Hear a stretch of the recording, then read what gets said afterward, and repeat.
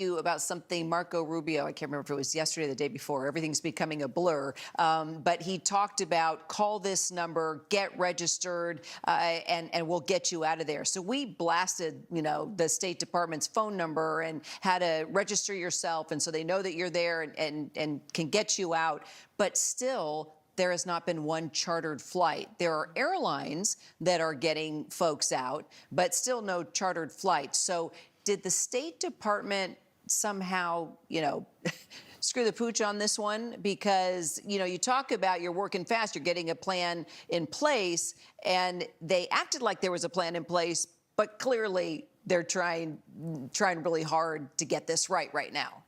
Well, this is a complicated process, right? I'm thinking about my own experience on the ground and how, people were looking for answers. They wanted, there were thousands of people stuck not knowing where they were going to go after they landed in Qatar.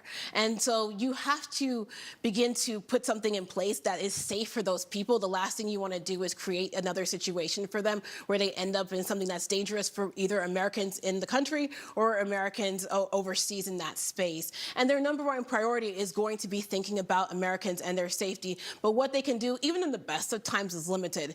Also, it's important to remember that the State Department is already stretched thin, and they recently had rifts. I know some really great colleagues who worked in that region for several years who lost their job.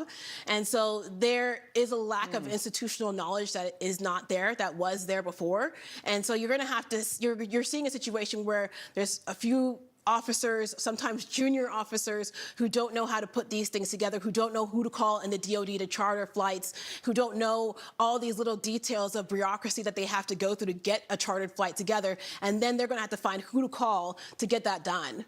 That's a really interesting point. So you have the element of surprise. Not everybody knew this, the strikes were going to happen. And then you have a lot of people that are junior or lost their jobs. The resources are strapped. And now it's just getting messy. Hopefully they're going to get everything in order. But it's great to have your perspective. Thank you so much, Jenny. Really appreciate it. Thank you so much for having me. You bet.